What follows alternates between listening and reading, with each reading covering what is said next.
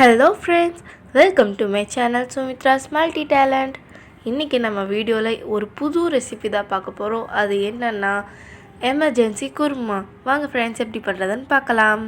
ஒரு பெரிய தக்காளி எடுத்து சின்ன சின்னதாக கட் பண்ணிக்கோங்க. 2 பெரிய வெங்காயம் எடுத்து நீட்டமாக கட் பண்ணியிருக்கேன். 1 டேபிள் ஸ்பூன் சில்லி பவுடர் எடுத்திருக்கேன். 2 டேபிள் ஸ்பூன் மல்லித்தூள் எடுத்துக்கோங்க.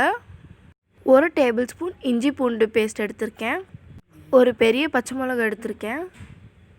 1 டீஸ்பூன் கரம் மசாலா, 1/4 டீஸ்பூன் சீரகம், 1/4 டீஸ்பூன் மஞ்சத்தூள்,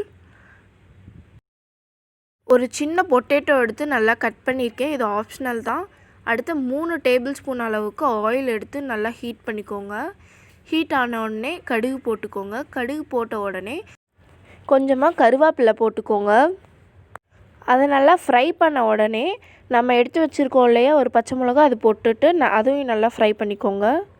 இப்போ இது நல்லா ஃப்ரை ஆகிடுச்சு. அடுத்து நம்ம கட் பண்ணி வச்சுருக்கோம் ஆனியன் எடுத்து போட்டுக்கலாம்.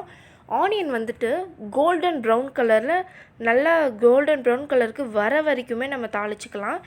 இப்போ நல்லா ஃப்ரை ஆகிறதுக்கு உப்பு ஆட் பண்ணிக்கலாம். இப்போ இது நல்லா ஃப்ரை ஆகிடுச்சு. ஸோ நெக்ஸ்ட் நம்ம வந்துட்டு இஞ்சி பூண்டு பேஸ்ட் ஆட் பண்ணிக்கலாம். அடுத்த பொட்டேட்டோ, அதுக்கப்புறம் தக்காளி ஆட் பண்ணிக்கலாம். அடுத்து வந்துட்டு 1/4 டீஸ்பூன் மஞ்சத்தூள் ஆட் பண்ணிக்கோங்க. அதை நல்லா வதக்கி விட்டுக்கோங்க ஃப்ரெண்ட்ஸ். அதுக்கப்புறமேட்டு மல்லித்தூள் ஆட் பண்ணிக்கலாம். இதை இப்போ நல்லா மிக்ஸ் பண்ணியாச்சு.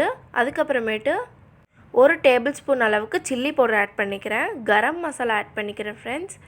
இதை இப்போ நல்லா ஃப்ரை பண்ணியாச்சு அப்படின்னா தண்ணி ஊற்றிக்கலாம். தண்ணி வந்துட்டு 3 கப் தண்ணி ஊற்றிருக்கேன் ஃப்ரெண்ட்ஸ். நல்லா தண்ணி ஊற்றி மிக்ஸ் பண்ணிக்கோங்க. நெக்ஸ்ட் நம்ம வந்துட்டு 1/2 கப் அளவுக்கு கோக்னட் எடுத்துக்கலாம்.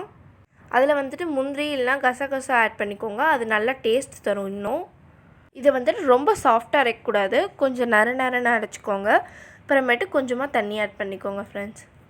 இப்போ இதை நல்லா மிக்ஸ் பண்ணிவிட்டு நம்ம வச்சுருக்க குருமாவில் ஆட் பண்ணிக்கலாம். இப்போ நல்லா ஆட் பண்ணியாச்சு. மிக்ஸ் பண்ணி விட்டுக்கோங்க.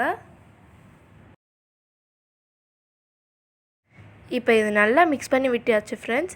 இப்போ தேவையான அளவு உப்பு ஆட் பண்ணி நல்லா மிக்ஸ் பண்ணி விட்டுக்கோங்க. இப்போ நம்ம பொட்டேட்டோ போட்டதுனால குக்கரில் ட்ரான்ஸ்ஃபர் பண்ணி 2 விசில் விட்டுக்கலாம். அப்படி இல்லை அப்படின்னா முந்திரியோட பச்சை வாசனை போனோடனே ஆஃப் பண்ணிடலாம் ஃப்ரெண்ட்ஸ். உங்கள் வீட்டில் காய்கறி இல்லாத டைமில் இந்த எமர்ஜென்சி குருமா ரெடி பண்ணிக்கலாம் ஃப்ரெண்ட்ஸ். இந்த சப்பாத்திக்கு தோசைக்கு ரொம்ப சூப்பரான சைடிஷாக இருக்கும்.